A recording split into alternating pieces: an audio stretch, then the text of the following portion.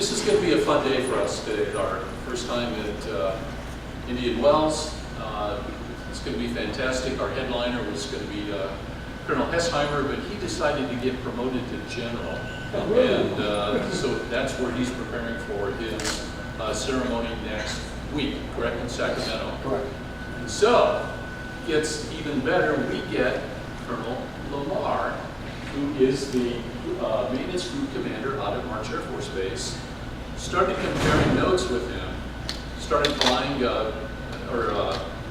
has been in the service since 1983, but he's also a veteran of Sally's Alley at March Air Force Base. So anybody that's flown in and knows Sally's Alley, anyway, it's kind of a whole week, and I was in March in 1970 making bombing charts, so we actually got a lot in common. I'd like to introduce Colonel Lamar, and he's going to tell us about his programs at March Air Force Base. All right, thanks, Gene.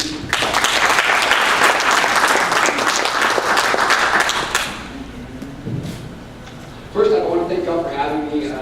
Old Band Pilots Association, that's awesome. It's a great group, and when they went General, or almost General Hesheimer said, "Hey, can you go?" I was absolutely jumped at the chance because I love doing this kind of thing.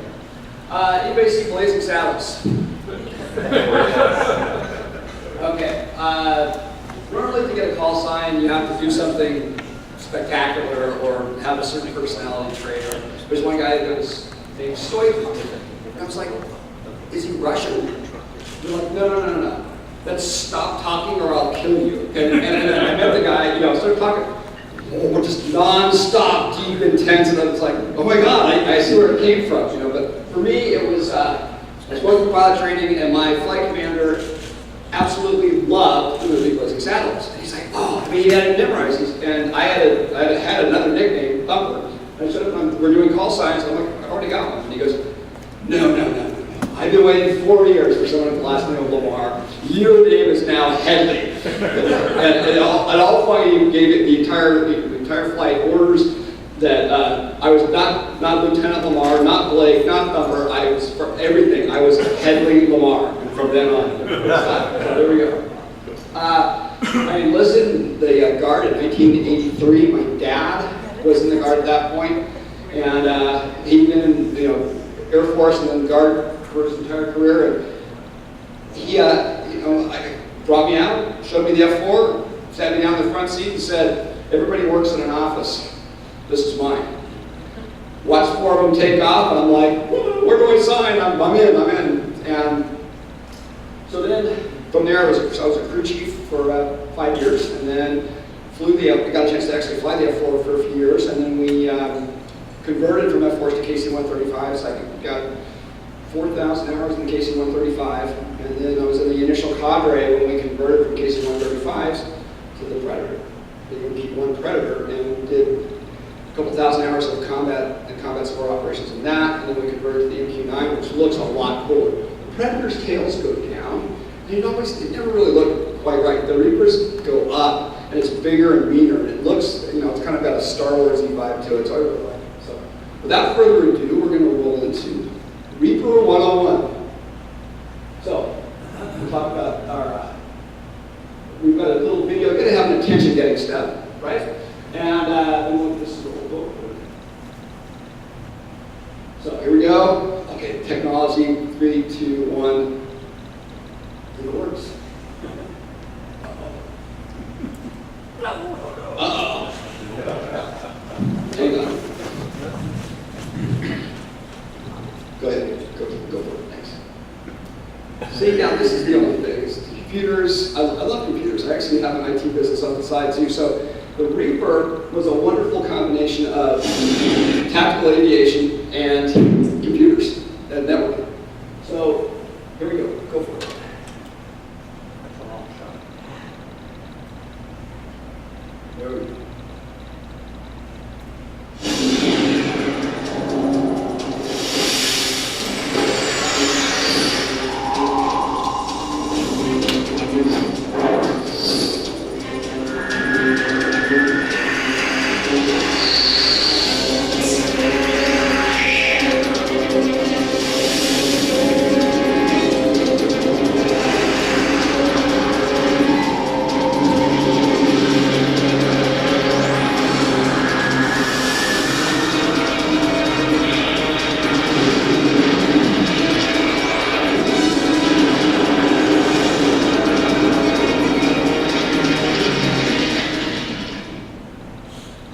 actually have speakers that pipe the exciting music into the ground control station and we're flying it. It's like, that's not good.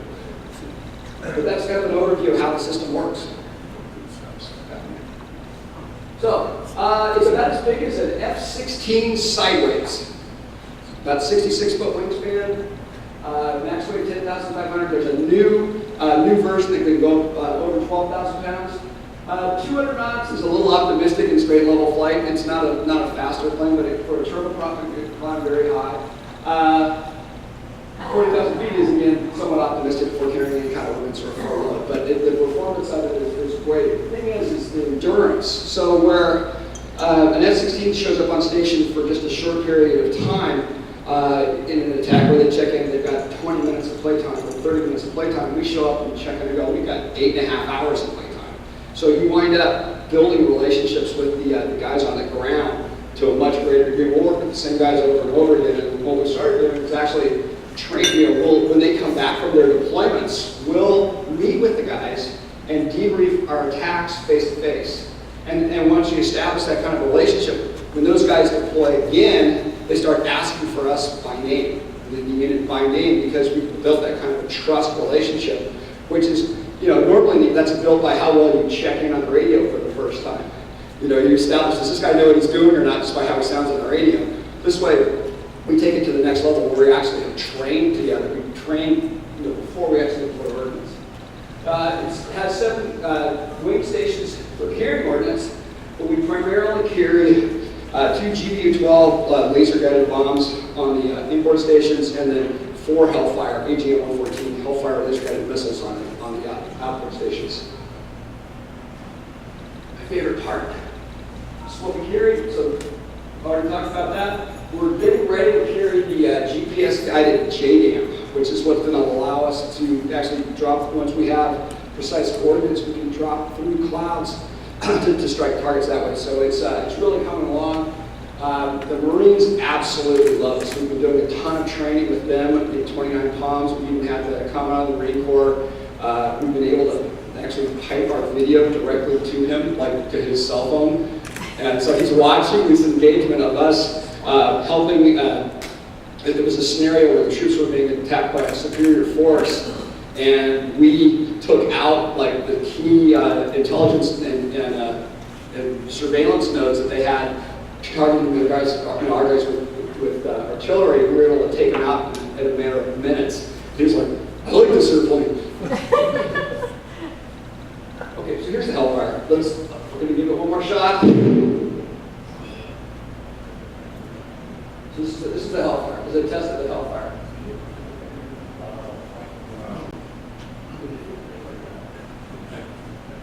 They did hit the target. They shot the target. The thing that you'll note is it's actually a very small warhead. It's only about a 10-pound warhead. And so when you're operating in an environment where you want to get the bad guy, but you don't want to cause any collateral damage, take out non-combatants or anything like that, inadvertently collateral damage, that's what makes the Hellfire so good for that is it's super precise, small warhead, but very lethal within the kill radius of that warhead.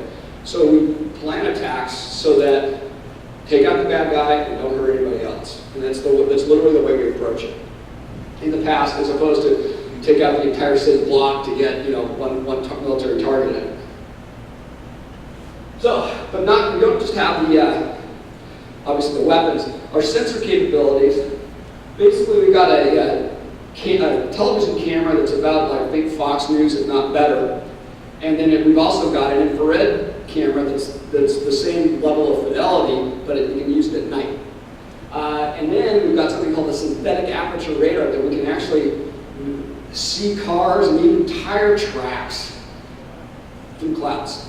So we don't even have to be able to see the ground, we can map it. It's also got some capabilities where if I scan something today, and they come back around and scan it again the next day or 2 days later or 3 days later, it'll tell me what's changed.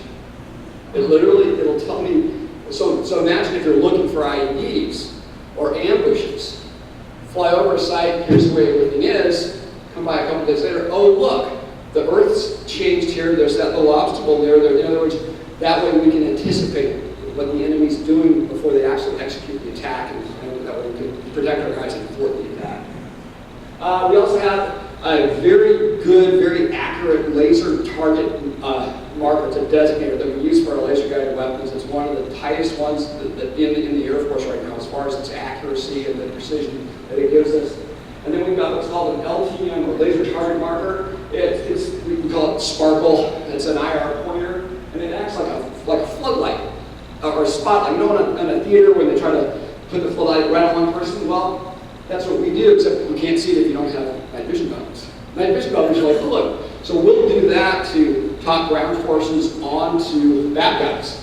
Or even if something happens to their nav system or something, I've escorted like lead convoys out of bad guy territory following my spotlight that nobody else can see if they don't have MPGs.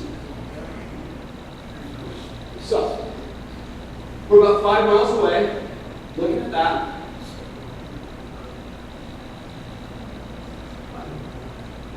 And I can go 4 times further in from there. So you can see, and 2 times in from here. So you literally, from 5 miles away, can see what somebody's holding in their hand. Like, is that a pistol? Is that a radio? Is that a cell phone? And so this is the infrared, same type of thing. Again, 5 miles away. Now, in pure infrared, a lot of times, because we may not be able to see lights, so we have something called fuse. So what this does is it merges visible light with the infrared. So you get the big picture from the infrared, but then it'll show you, as you can imagine, if the guys are coming into a compound, they'd like to know if there's floodlights around it, right? Because are they going to be able to conceal by darkness or not? So we use this to kind of merge the two together. Now we also can take this video and send it right to the guys on the ground, real time. So they literally can see, they've got this stuff right there. And again, just showing you the details. So what you're doing in this case is it's a merging of the 2 video feeds into one, and that way you can see things because it's in infrared. Normally you wouldn't be able to see if it was just video, just pure like visual video. But you can, this way you can see where all the lights are. So see the infrared image of the car, but then you also can see all the other stuff as well. So this is when I talked about that target marker, this is what that looks like. If you have night vision goggles. If you don't have night vision goggles, you can't see it at all. Instead, you use that that's what I would use to say. That's what to either paint a target a lot of times for helos coming in for a night infiltration, we'll highlight either the target or their landing area, just so that as they're coming in, they can stay on. Right. So, the airplane, that's the airplane, but the other part of the system is what's called the ground control station, or the GCS. And it's either literally like a Connex type container, or what they've done is also take that equipment out and put it in a room, which is generally better because there's more space and that type of thing, which is a little more comfortable. There's also one where there's 2 in one Connex. That gets a little bit cramped, and then they also previously had something called multi-aircraft control, because if you can fly one airplane, why don't you just fly 4? Right? So what they did was they had 1 pilot and then 4 sensor operators controlling the targeting pods and the 4 sensors. The only thing was, invariably, if something was heating up on one of the lines, that was about the time that your oil quantity would be going low on another line. And it was really hard to conduct a combat mission and handle an emergency at the same time on 2 different airplanes. So, and at one point it was in 2 different airplanes that might even be in 2 different theaters. Iraq and Afghanistan. So then they realized that's not a great idea, so they said, okay, we're going to make it so that you have to have all 4 in the same theater. That's a good thing. And then also, if something heats up, i.e. an airplane's having a problem, or you're actually getting into a kinetic or combat type situation where you're getting ready to shoot, they would bring in another pilot on another pilot station there, and he'd take it. He'd fly for free while you handled the emergency or the attack. So, what do we have? We've got the pilot is always a rated officer. They've started a separate unmanned pilot training It takes, instead of a year, it takes 6 months, but they're specifically trained in operating remotely piloted aircraft versus Air Force pilot training. The assumption is you can basically go to fly anything when you're done with that, but these guys are specifically going to be remotely piloted aircraft pilots. Sensor operators are enlisted crew members, and they control everything that, as far as the sensors go, cameras, the zoom, the field of view. They fire the laser that actually guides the weapon in. I'm going to tell you the skill level. When we first started attacking moving vehicles, it was a very low, I mean, it was like almost a Hail Mary shot, less than 10%. And it became more and more necessary to do it. Now our guys are amazingly good at it. We're probably, and it's hard to hit a moving vehicle in any kind of platform. But with a laser-guided weapon with a 2-second delay on the inputs that you put in, which is what we have, our guys are, I mean, they are incredibly good at this. Once they're given that target, cleared hot on that target, it gets taken out. And then we also have what's called an operations center. And it's kind of like the ground control stations where the fingers, basically the fingers that go out to the individual airplanes. That operations center is like a palm. Everything comes in there. And we've got a team of intelligence analysts, weather guys, and then an operations supervisor who synchronizes all our efforts. So there's 2 different ways to control an MQ-9. And here's why. This is the line of sight daylight. Max range is 130, but realistically about 75 miles. And you have to have line of sight. There's a big antenna not a big antenna, about the size of that table, one of those tables, and on a pole, and it has to have line of sight to the airplane. We get instantaneous flight control response. Now, but what about for over the horizon? What about how do I fly it from a ground control station in March to fly airplanes in Afghanistan or Syria or Iraq? Yeah, this is goes from the GCS to a big satellite dish, up to the satellite and then down to the airplane. And then also for some areas we have a fiber optic link from March that goes out all the way to Europe to a satellite farm there, and then up to that satellite and then down. So that gives us a 2-second delay. So you guys have to get used to it, because if you do this, you won't get 2 bit in the airplane. So that takes a little bit getting used to it. You can't land with that, because it varies. That delay can be 1.4 to 2 seconds. So how do you time the flare? When I was talking about the remote split ops, this is how that works.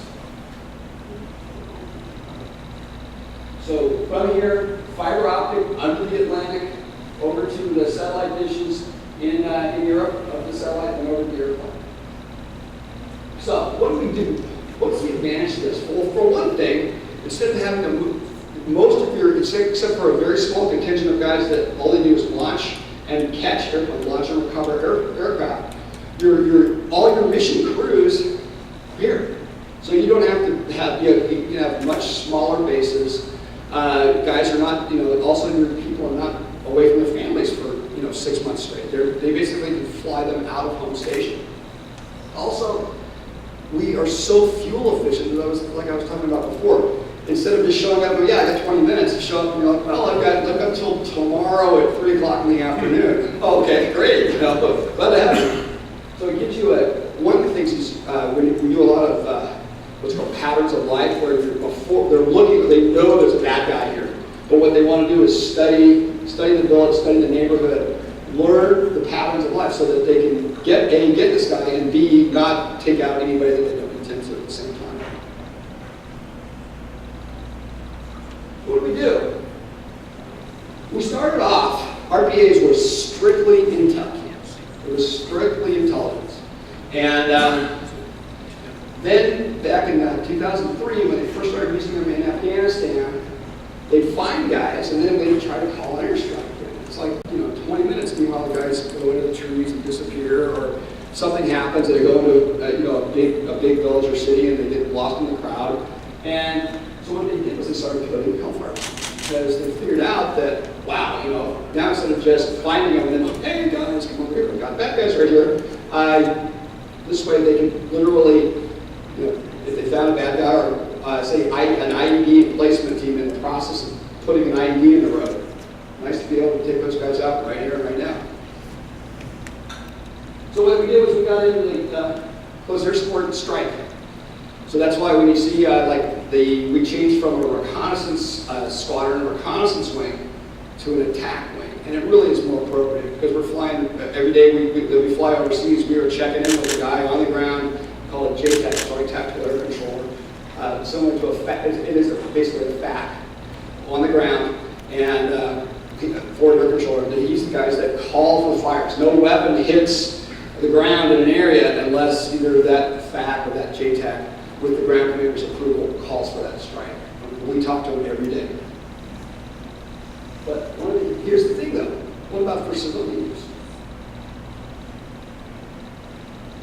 So now, think about this. We did a maritime, like search and rescue type thing. It was a big exercise the Navy said it was supposed to take a couple days. They had ships, they had helicopters, they had all this stuff set up, and they brought a Predator in. So it was supposed to be a 2-day exercise. Okay, ready, fight's on. There's a guy in a one-man life raft somewhere in this gigantic, like 100 square mile area of ocean.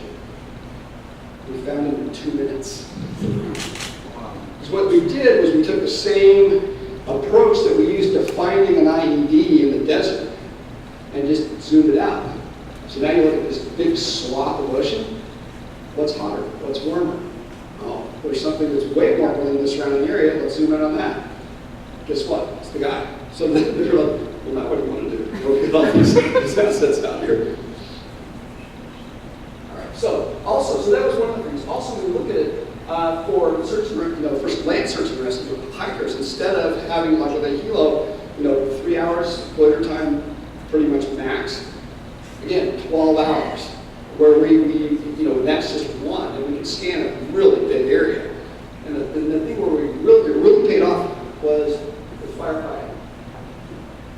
So with firefighting, we wind up, normally what they use is literally grease boards. They have maps up and they get weather reports, and at night they will forecast what the winds are doing and anticipate where those fires are going to be the next morning, where they can look at it and figure out where it is. What we were doing was staying on station for the rim fire, and there'll be a video presentation.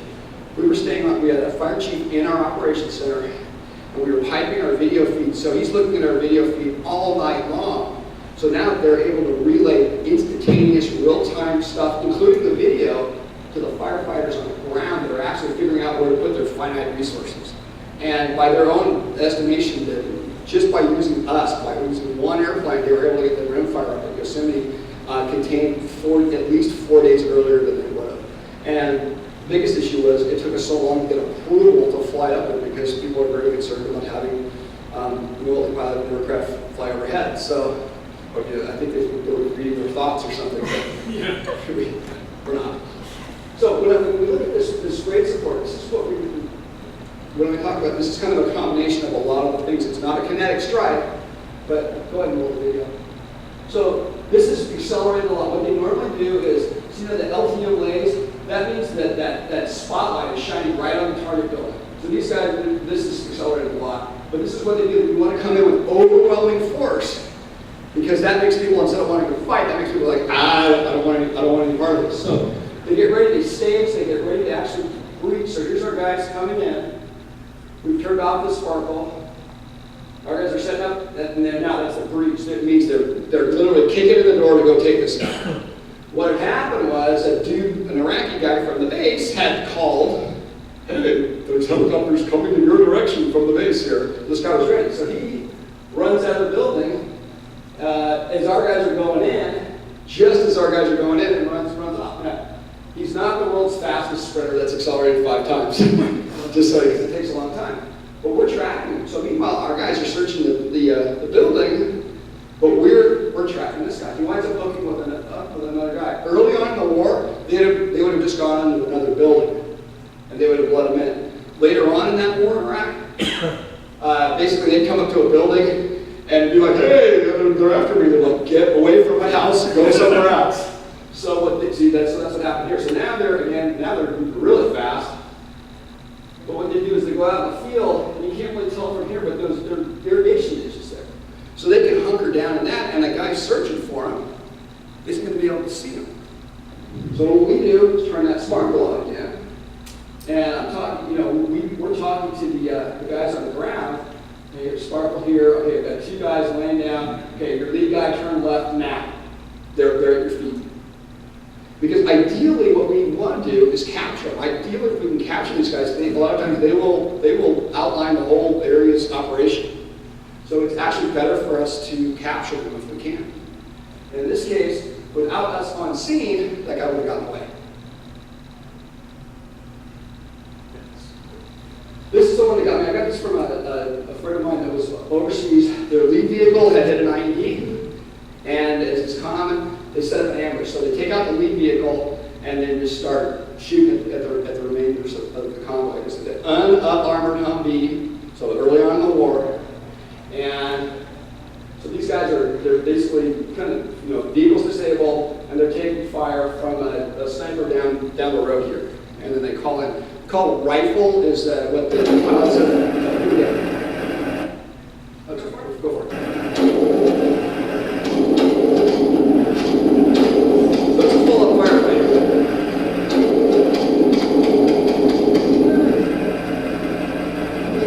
You just fired rifle.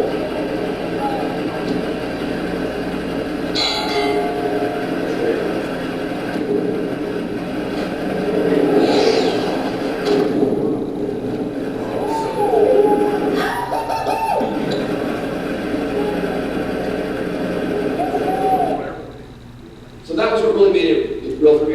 2 weeks out of school, and this literally something, go through training, 2 weeks out of school, you're in a ground control station, it's 2 o'clock in the morning here, you're working with guys over in Afghanistan or in Iraq, and you're on. There's nobody with you, you're it. So for me, in the F4, you go through this long combat, CMR, combat mission ready training program, all that kind of stuff. With this, you come out, you get a couple, at least previously, you got a couple rides and you're in the seat and you're doing this for real. With these guys' lives on the line. And the user interface as a pilot, we have stick, throttle, rudder pedals, 2 keyboards, so it's kind of like playing a church organ sometimes because that's how you turn things on and off. But when I was going through school, I was like, oh my God, who designed this thing? I'm gonna find out where he lives. Because it was just so frustrating and difficult. And the guy I was with was an A-10, fighter weapons school dude. And he's like, I know, you will be assimilated. You're like, work, you will be assimilated. So every time I'd say why, he'd be like, I know, it's stupid, you'll be assimilated. Well, guess what? 2 weeks later, we're doing this kind of stuff. I was assimilated because it became that all airplanes have quirks. All airplanes have systems that you wish they were slightly different than how they were. And the biggest thing is taking whatever that system is and effectively employing it in combat. And so that's what we teach our guys to do. When I took over the attack squadron, I expanded our CMR, our combat mission ready training program, just so that guys were, because when I was there, it was kind of like, we're going to do, okay, yeah, we're going to do what? Okay. And I wanted to get, because you want guys to be confident, because what happens is, if somebody's not confident in their skills, it's not that they're going to make a mistake, it's that they're not engaged. They may not speak up because they don't want to sound stupid. They don't want to, in other words, they're not confident in their abilities, so they're not engaged in the fight, in the game. So what I wanted to make sure was that our guys, when they came out of training, we put them through an intensive training program that got them ready, because I knew that sooner or later they're going to be in a situation like this, and they needed to be confident and say, hey, I've got the guys, you guys are, how far away are you guys? You guys are 200 meters away, you're good to go. In calling what direction, expect clearance on final, and then they take out the bad guys before they can shoot our guys. So with this stuff, it's weird though, because we've got all this combat capability, and what we're working towards is being able to use it to help civilian agencies. And right now, we've streamlined the process a lot. The FAA, we can generate the support to go to a forest fire in just a matter of days, where in the past it took a week and a half. Which kind of, even for a lost hiker, if you're waiting 4 or 5 days, it's kind of like, I'm sure, if you're still alive, we'd be very happy to see you, but what you want to do is be able to, get airborne legally with approval from the FAA and from the Secretary of Defense a lot more quickly. So, what have we done with this. We did, they sent a Predator after Katrina initially, and what they found was that, again, it gives a guy on the ground, the reason the Predators, the RPAs have grown so much is it gives the guy on the ground responsible, on-scene commander, incredible situational awareness, whether it's a civilian emergency or a combat situation. And that's why once these folks, once these on-scene commanders started to be able to see video that told the real picture, and what it did was it got rid of a lot of the fog of war. So they were able to make decisions based on real-time information, not hypothesis, because just raw intel, a lot of times about 50% of it's wrong. This way, you actually can see what's going on real time as the either the emergency situation or the combat scenario are developing. Does that one run? Let's go to the next one. So what we've done at Mars is we set up what's called the Center of Excellence. It was from now General Hessheimer's vision. And what it enables us to do is give emergency services personnel the same level of support that we were giving ground commander, battle ground commanders on the ground in Afghanistan and Iraq. We were able to feed not only video, but we use a modified version of Google Earth to where we can literally paint an exact scenario. Here's where all your resources are. Here's where here's where the fire's going, or here's the areas that we've searched, that anybody has searched for this lost hiker, that type of thing. And it gives them a real time, and they can get it on their iPad. Real time. So that's the kind of stuff that we've set up. And we can take feeds from other assets and blend them with ours, and they can see, so they can actually take a bunch of different helicopters or other search aircraft, and we can blend everything into one product. Because what it is, you get tons of information, that doesn't always help, right? Too much information. What you want is quickly digestible information that helps your decision making, and that's what we've got set up.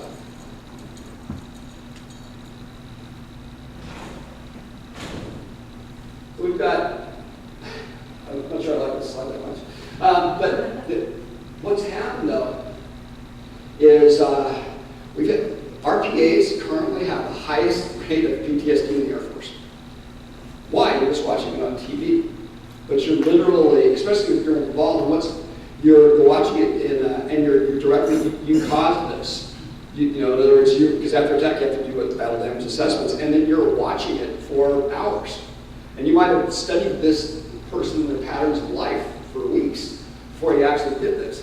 And they found it significantly, you wouldn't think that it would be that way, because it's not like you're on the ground, hand-to-hand combat, face-to-face with somebody taking their life. It's different. But for the Air Force, though, this is, amongst pilots, normally you're dropping a JDAM from, 20,000 feet in the current fight. So that's why I believe that this is happening. And there's a problem with the transition from, normally, you go deploy, you go to combat, you come out, and you have a chance to decompress, because you're in that, you're with your guys, you're doing, your people, you're doing the mission, and you're away from your family, and then you have a period of time to decompress before you come back to see your family. In this case, you might, take out 5 people and then go home for dinner, or go to your kid's soccer game.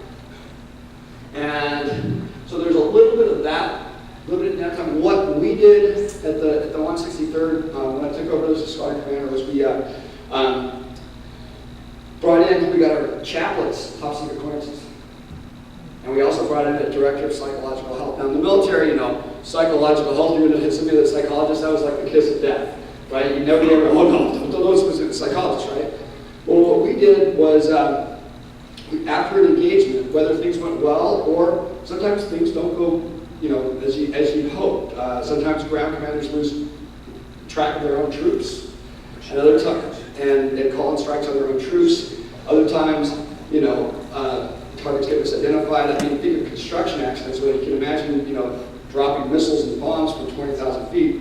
Mistakes, not very often, but they occasionally do happen, and they have a profound effect on the guy that actually released the ordnance.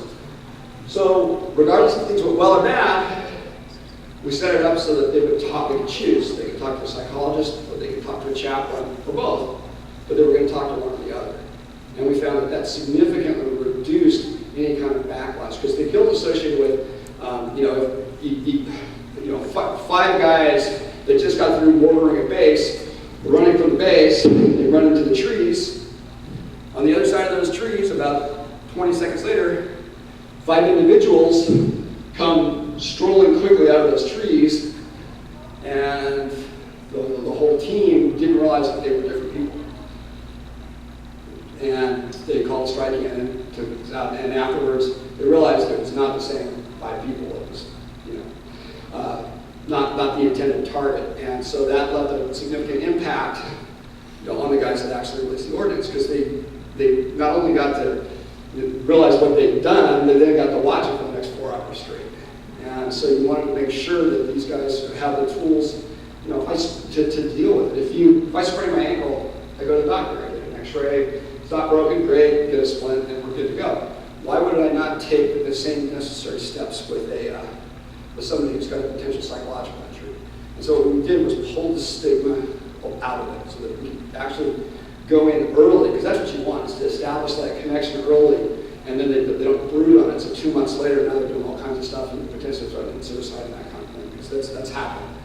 So that's what we did. There's also in a normal flying organization, you go fly, and then you come back and you debrief, and then you maybe have a adult beverage, and maybe we're done. But that's we were running 24/7. So you get the graveyard shift guys get off, and they're like, oh, it's cooler time, and it's 7:30 in the morning, and everybody's showing up. The opposite. They're what are they doing? Well, they just worked all night and flew supported combat rating. For the most part, we consider the MQ-9, for me, when I first converted to it, we were originally cracked, and then we, in the KC-135, so we were basically not going to fly anything. And then the opportunity to fly RPAs came down, and my wing jumped at it. And so we were kind of this mixed, well, no, we got to go fly RPAs, we weren't really that happy. But I got to tell you, from that video of the guys on the ground, as soon as you're talking to a guy on the ground, he's whispering you, he's got a small force outside of an Afghan village, and there's a superior Taliban force outflanking them and getting ready to attack them, and you're their only air cover. All of a sudden, it gets really real, really fast. And it's not the video game aspect of it. It's the no kidding combat, supporting combat troops where you're their air cover. It's not the video aspect of it, it's the real world aspect of it. It's actually, I never dropped a bomb and anchor off an F4. In KC-135, I was pretty much a target. We would make Hindenburg jokes, flying combat missions. But then in this, right out of training, you're right there in the fight every day. The thing is, we fly a ton. We fly, at March, we've flown over 100,000 hours of the RPA time in 10 years. So that's a lot. It's basically, we've got two to three combat lines airborne all the time, and then we also run a schoolhouse there. We train guys to fly them. All right, so this is the rimfire. This is our support from it. It was where it'd never been done before, where we put a civilian fire chief in our operations center, and then let him manage the fight, or the fighting the fire from there. We basically treated the fire like the enemy. Good.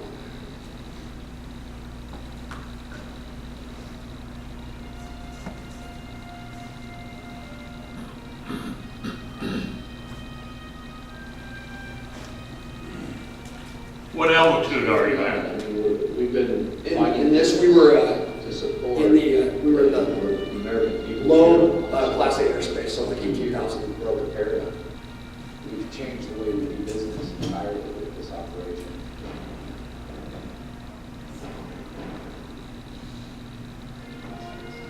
So we just got on, put our sensor on the ground, got with the fire captain there and said, hey, what do you need? And then we just really started pushing out a full motion video to the people on the ground so we can show them exactly what is going on around them. It was magical. As soon as that camera hit the ground, I don't think you could have gotten that smile on my face in any way, and it's been there ever since.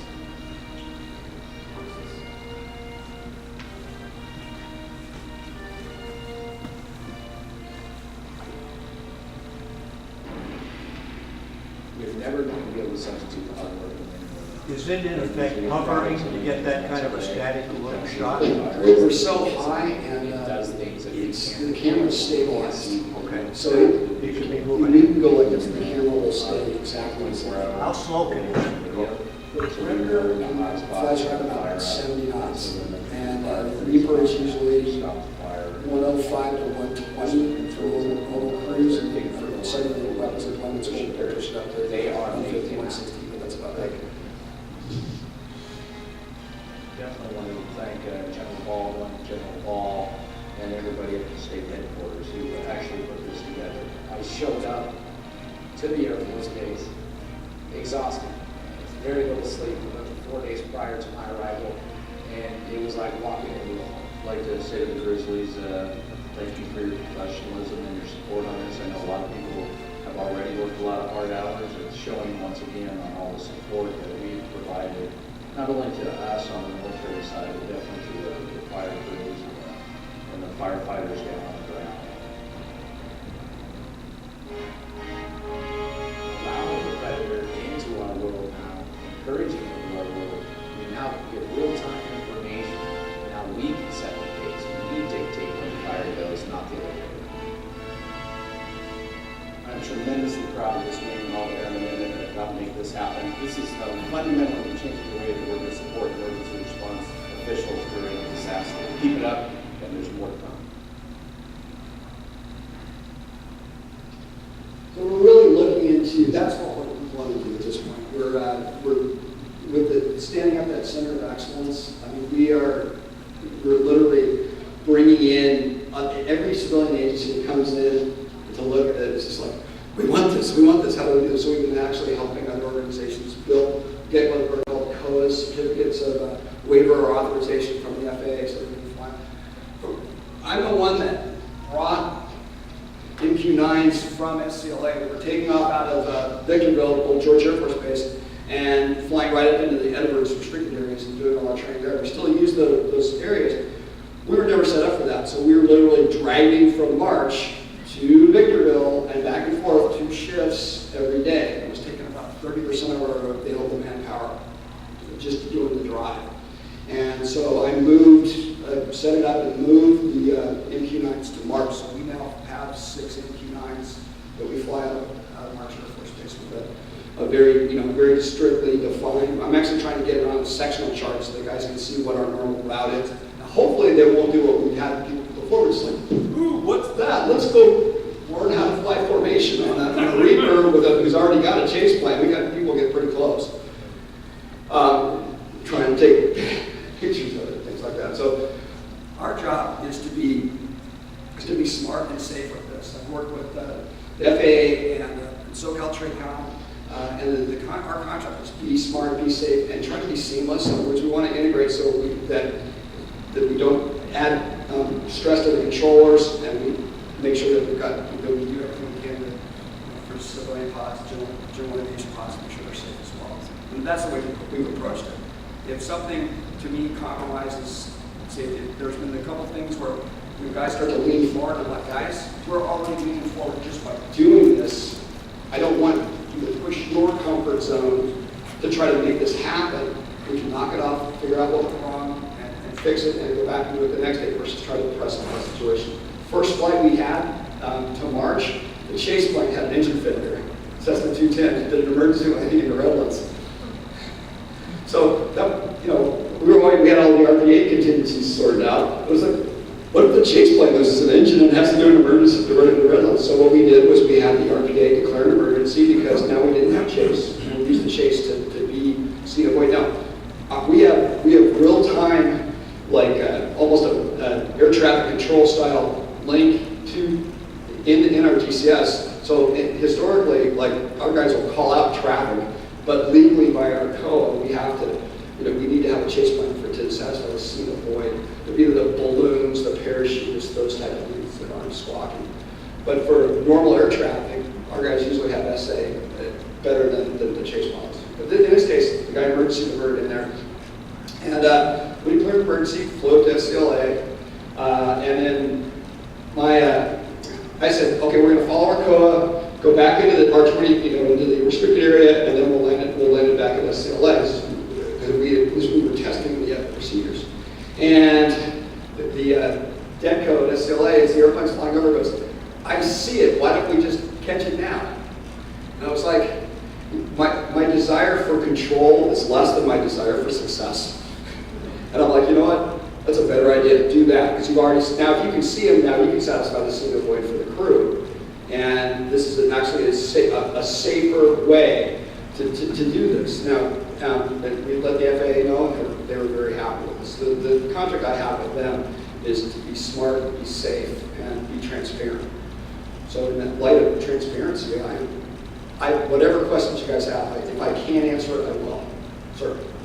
With these RPAs that the U.S. has, have the bad guys damaged or taken out any of them? Not, historically, there have been a few, back in 2000, there was one time where back in 2003, where they actually put a Stinger missile on an MQ-9 as an air-to-air asset, and it wound up going head-to-head with the MiG-25, the Iraqi MiG-25. It lost. But as far as like really the biggest risk we have are small arms fire, but we fly above that for the most part. So a lot of the surface area missiles they have, they're not the good Stingers or anything like that, because we're not doing Taliban figures like the Russians were there. So they're older SA-7s, and they really don't track well on a Predator. They're looking for jet engines that we so much. So we really haven't had any issues with that at all. Sir? Contact and control. If you lose contact, what happens? What we have is what's called an emergency mission, and it's a pre-programmed lost link mission. So if we lose communication with the airplane, it normally stays in exactly where it is for somewhere between 30 minutes and 2 hours. So it goes nowhere. It stays exactly where it is, same altitude, and then it follows a pre-planned path back home, or to what's called a lost link orbit. And from there, because normally we're flying via satellite, so the problem with the satellite link happens, the intent is that it flies back to where you can get it with that line of sight transmitter, and then land the airplane from there. So what they do is they fly a pre-programmed path back to a pre-planned orbit, and then they stay there until we grab it. Now, I'm curious. Obviously, they put them on a transport, take them over to the combat. Yes, yes. And how many do they typically get in say a C5 what do they fly over there? C-17, they can fit in a C-130, C-17, C-5. What they do is they put them in what they call it a coffin. And it's this gigantic fiberglass box. They pull the wings off, and then put the fuselage in, set the wings like that, put the lid on, seal it up, fly it over there, land it, pick it up with a hoist out of the coffin, lower the gear, put the wings on, it's ready to fly. And how many, if I get a C5, how many go over? I'm not sure. Does that mean you're not allowed to tell us? No. I actually don't know, because we've been, ours, the ones that we currently use, that we're flying with the schoolhouse, we've got 6 in March. And we don't really deploy them. The only time we deploy them is we literally take the wings off, put it in a coffin, put it on a flatbed truck, and drive it to an air show, then take it out and put it together. MQ-9. So I would say the length of the things is, it's probably about, if you look at like where that wall, where that railing is, that area around the socket there, that canyon area, that's about as big as the coffins are, maybe a little narrower than that, and about this way, about like this. So they're pretty good size, but I mean the C5s are, I'm sure you can fit a lot of them in there. Probably 4. How many ground control stations are there stateside? Well, let's see.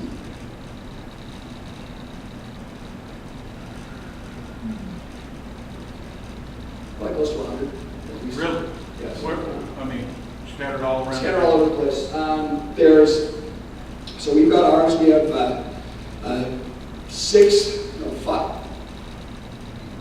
five non-combat ones that we use for training and for launching the training birds out of March. We've got 2 combat ones. Then at the Creech, they've got 50, so that's 9 there. And then at Creech, we've got 15. So 23, and they're at Creech, they're at Whiteman, they're at, and then the Guard units, we've got Fargo, North Dakota, Arizona, down in Tucson, Houston, Texas, Nashville, Niagara Falls, Syracuse, New York, 2 places in Ohio. They're all over the place. And then we've got Buchanan. I don't know why.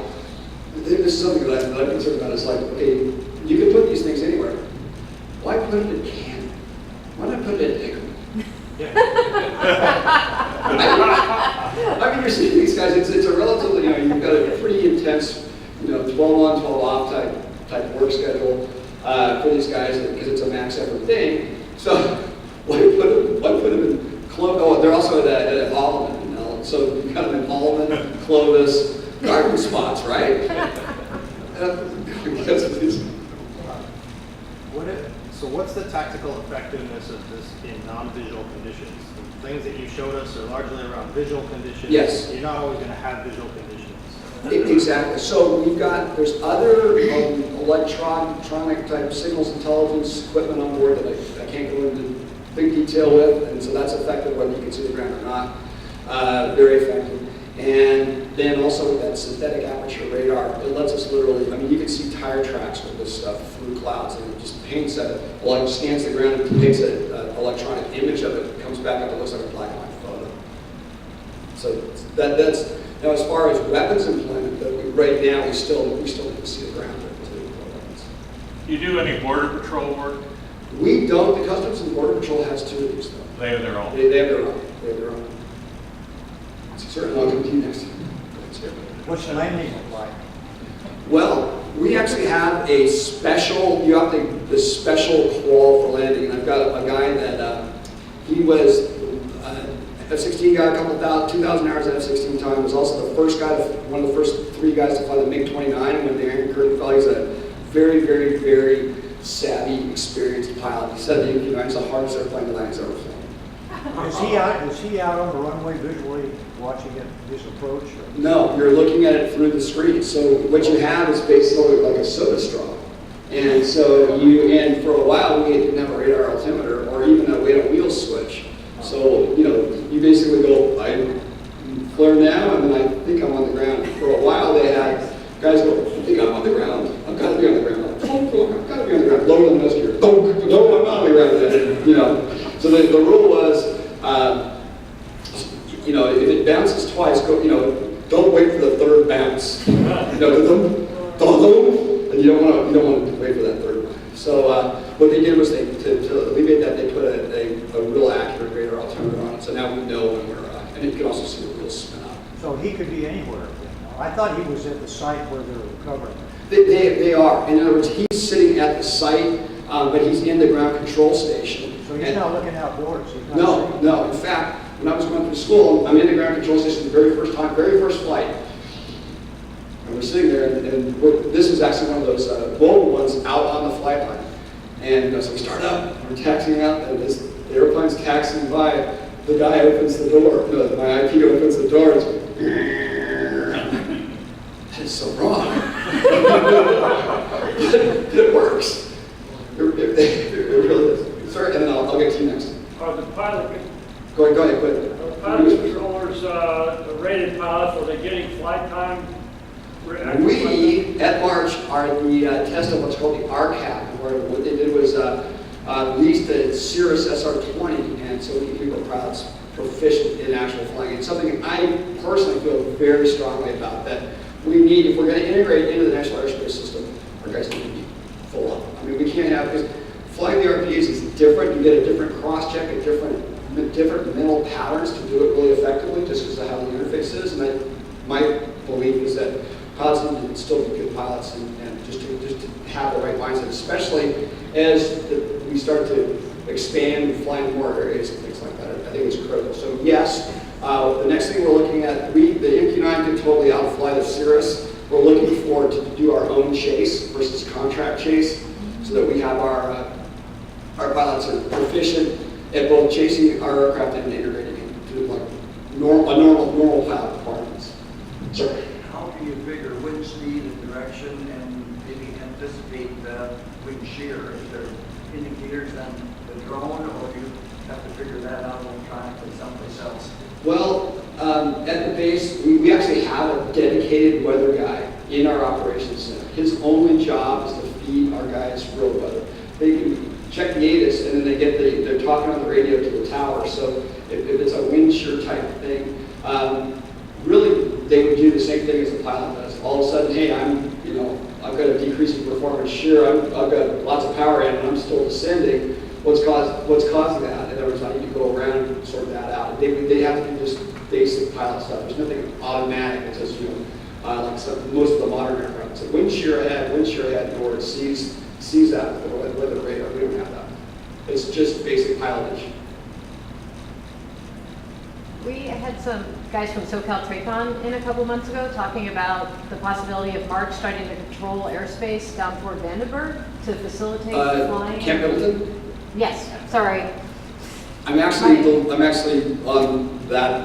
Oh, really? The lead guy on that at least for March. I met with the wing commander, the base commander down at Pendleton and with SoCal TRACON. And right now we're just getting the equipment in so that they can combine their radar feeds. One of the other things we want to do, again, in the interest of safety, is the black hole just west of Palm Springs as far as air traffic control goes. We're looking to get some type of a repeater station in Banning. That is great news. So that, well, it's one of those things that if we can, what we're trying to do is get the Marine Corps on board because they want to fly from Pendleton to 29 Palms and this path, and would also give, they can have positive radar control all the way from Pendleton up there. And so that the Air Force is on board with it, SoCal's on board with it, Marines are on board with it. Now we just got to convince the people that higher up their still the purse strings. So what kind of timeline do you expect? In your lifetime? Probably my lifetime, but maybe not in my military career time. But combining right now, Pendleton approach can't see over the mountains, and March approach can't see over the mountains in opposite directions.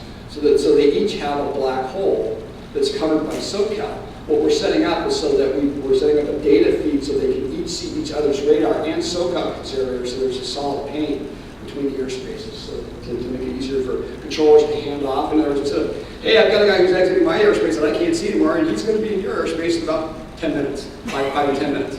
Well, that's the way we're currently doing it, and then SoCal's supposed to be monitoring that area.